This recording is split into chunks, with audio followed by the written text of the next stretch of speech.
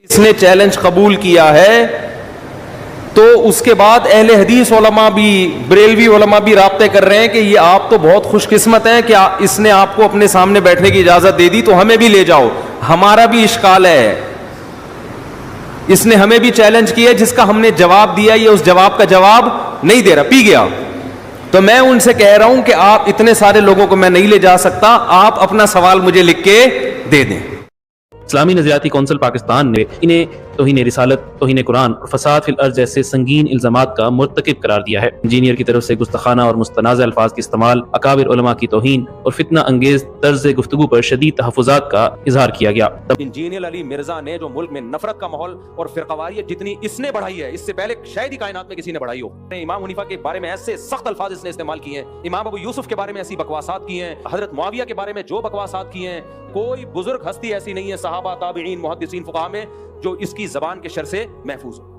بھائی یہ تو ہم نے ابھی اس پہ اتنا کچھ ریکارڈ کروایا, بہت پہلے سے میں ریکارڈ کروا رہا ہوں کہ دیکھو جب ہم کسی کو گستاخ قرار دیتے ہیں تو اس کا مطلب ہم اس کو کافر اور مرتد قرار دے رہے ہیں. کسی مسلمان کو جب ہم گستاخ کہتے ہیں, مسلمان ہو اور مذہبی اسکالر ہونا ضروری ہے اس کے لیے. نہیں آئی سمجھ بات؟ یعنی مسلمان ہو اور یہ ضروری ہے کہ ساری زندگی نبی کی سیرت بیان کی ہو, داڑھی بھی ہو, ٹوپی بھی ہو, شلوار بھی ٹخنوں سے اوپر رکھتا ہو, پھر وہ گستاخ ہوگا, ورنہ نارمل آدمی پہ یہ فتوے نہیں لگتے. انجینئر پہ بھی گستاخ کا جو لگا ہے, جو اس پہ جو یہ کہا ہے کہ عیسائیوں کے بارے میں اس نے یہ الفاظ کہے ہیں, تو ہم نے تو اس میں بھی کہا ہے کہ یہ گستاخ کا نہیں لگتا. اس پہ الفاظ غیر محتاط تھے جس پہ معذرت کرنی چاہیے, لیکن گستاخ کا مطلب پتہ ہے کیا ہوتا ہے؟ آپ کسی کو کافر قرار دے رہے ہو. اور جب ہم مفتی بنتے ہیں نا تو فتوے میں سب سے پہلی جو چیز سکھائی جاتی ہے, اور وہ قرآن و سنت ہی کی روشنی میں سکھائی جاتی ہے, کہ کسی کے کلام میں 100 احتمالات ہوں, 100 مطلب نکلتے ہیں, 99 مطلب کفر والے اور ایک مطلب صحیح نکالا جا سکتا ہو, تو اس ایک مطلب کو ترجیح دی جائے گی, 99 کو ریجیکٹ کیا جائے گا. کسی کو کافر قرار دینا اسلام میں اتنا آسان ہے نہیں جتنا ہم نے بنا لیا ہے. حتی الامکان شریعت کہتی ہے اس کی تعویل کرو, اس کو کوئی مطلب نکالو, اس کا یہ مطلب ہو سکتا ہے, یہ مطلب ہو سکتا ہے. تو اس لیے یہ جو آج کل بہت زیادہ ہو گیا ہے نا گستاخی کے فتوے, ان میں زیادہ تر فتوے ٹھیک نہیں ہیں. توبہ استغفار کیا کرو. دیکھو اللہ کو جیسے گناہ سے نفرت ہے نا, اسی طرح گناہ کر کے آنسو بہانا اس پہ اور اللہ سے معافی مانگنا, اس عمل سے جتنی گناہ سے نفرت ہے اس عمل سے محبت بھی اتنی ہے. سمجھ میں آ رہی ہے بات؟ ایک آدمی سے غلطی ہو گئی, اللہ کا غضب قہر جوش میں آتا ہے, توبہ کرے گا نا تو جتنا غضب اللہ کا ہوا تھا نا اتنی ہی کیا ہو جائے گی؟ رحمت. بہت سے لوگ کہتے ہیں کہ ہم گناہ کرتے ہیں پھر توبہ کرتے ہیں پھر گناہ ہو جاتا ہے, پھر گناہ ہو جاتا ہے. بھائی غلط ہے, نہیں ہونا چاہیے گناہ, ہو رہا ہے تو جب بار بار گناہ کروا رہا ہے شیطان اور اس کام سے شیطان خوش ہوتا ہے تو شیطان کو ناراض کرو نا. وہ بار بار توبہ سے کیا ہوتا ہے؟ بولو, ناراض ہوتا ہے. تو شیطان کیا کرتا ہے؟ جب آپ سے گناہ کروایا, کوشش کرو نہ ہو گناہ, آپ سے بچاؤ اپنے آپ کو, دور کرو اپنے آپ کو فحش فلموں سے, بد نظری سے, زنا سے, ہر شراب سے, ہر جرم سے, نماز قضا کرنے سے. پھر بھی وہ کیوں؟ اس لیے کہ ہو سکتا ہے گناہ کروا دے اور آپ میں گناہ کی وجہ سے ری ایکشن کی طاقت ختم, توبہ کی توفیق ہی ختم نہ ہو جائے. گئی گناہ کرنے سے دل میں سیاہی آتی ہے, اللہ سے دور ہو جاتا ہے, دور ہوتا ہے تو اللہ کے سامنے ہاتھ اٹھا کے سوری کرنے کا دل نہیں چاہتا. پھر انسان کا دور ہو جائے گا نا اللہ سے, دل نہیں چاہے گا کہ میں اللہ سے رو کے معافی مانگوں, دل پہ کالک آتی ہے. کوشش کرو نہ ہو گناہ, ہو گیا ہے تو بھائی شیطان کو تھپڑ جو لگتا ہے وہ کس سے؟ توبہ کرنے سے. سے پوچھا جانا تھا کہ آپ کا مقصد کیا تھا, اس کو ایکسپلین تو کرنے دیتے. فوراً فتویٰ لگا دیا اس نے, حضرت عائشہ کی توہین کیا اور جو ایئرپورٹ پہ اس کے ساتھ اشر ہوا. یہ بہت بڑا مسئلہ بن چکا ہے. تو اس لیے یہ ذاتی دشمنیوں کا یہ جو ہے نا قانون, یہ کچھ مولویوں نے ذاتی دشمنیوں کا ذریعہ بنایا ہے. ہم ناموس رسالت سے بڑھ کر کسی چیز کو ویلیو نہیں دیتے. مسلمان جو بھی ہو عاشق رسول ہے, جو نبی سے محبت نہیں کرتا وہ مرتد ہے.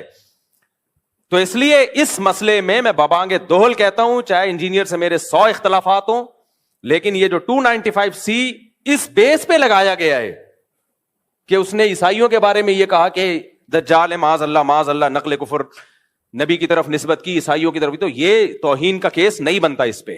سمجھ میں آ رہی ہے بات کہ نہیں آ رہی ہے؟ ہاں انجینئر نے اس کے علاوہ بہت ساری فضول باتیں کی ہیں. مولانا عمران صفدر صاحب ہیں, قیصر احمد راجہ صاحب ہیں, آپ ان کی ویڈیوز دیکھ لیں. عمران صفدر صاحب نے تو ایک ایک کچے چھٹے کھولے میں, اور کس قدر بد کلامی کی ہے صحابہ کے بارے میں, کس قدر بد زبانی کی ہے صحابہ کرام کے بارے میں. تو اس پہ آپ ایکشن لیں, اس پہ ہم بھی آپ کے ساتھ ہیں.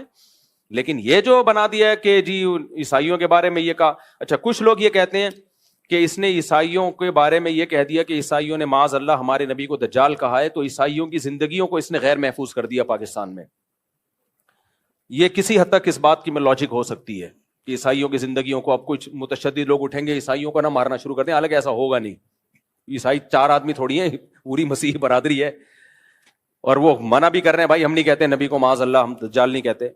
لیکن مان لیا جائے تو جس نے یہ 295C کا پرچہ کٹایا ہے انجینئر کے خلاف, اس نے انجینئر کی جان کو بھی تو غیر محفوظ کر دیا نا. پھر اس کے خلاف بھی احتجاج ہونا چاہیے. جب ہمارے ملک میں کسی پر گستاخی کا, گستاخ رسول کا فتویٰ لگتا ہے کہ یہ گستاخ ہے, تو آپ کا کیا خیال ہے اب اس کی جان محفوظ ہے؟ نہ, اس کے کورٹ نے اگر سزا نہیں دی نا اس کو, تو عوام میں سے کوئی سرپھرا اٹھتا ہے اور اس کو اڑا دیتا ہے اور ہیرو بن جاتا ہے. تو یہ 100 اختلافات انجیل علی مرزا سے ہمارے, لیکن انسانی خون سے, انسانی جانوں سے کھیلنا یہ اسلام کا حکم نہیں ہے. اور ایک اہم ترین بات علماء کرام اور مفتیان کرام کے لیے, ویسے بھی میں آپ کو بتاؤں, یہ آپ سوال اگر کسی بھی بڑے دارالافتاء میں لکھ کے بھیجیں, مثال کے طور پر انجینئر نے جو الفاظ استعمال کیے نا عیسائیوں کی طرف نسبت کی, آپ جامعۃ الرشید میں فتویٰ بھیجیں, آپ بنوری ٹاؤن میں فتویٰ بھیجیں, آپ بنوریا میں بھیجیں, آپ دارالعلوم کرنگی میں بھیجیں, جامعہ فاروقیہ میں, یا بریلویوں کے کسی بڑے معتبر ادارے میں, کوئی بھی اس پہ گستاخی کا حکم نہیں لگائے گا.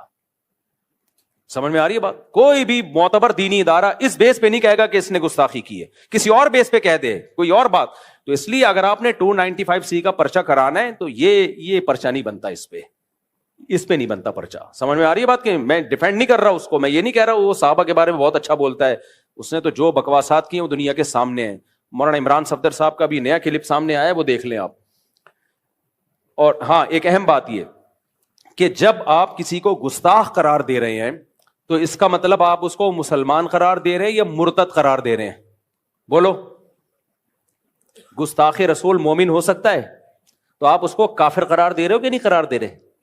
اور حدیث میں کیا آتا ہے, اگر تم کسی کو کافر کہو اور وہ نہ ہوا تو وہ کفر کا وہ کہاں لوٹے گا؟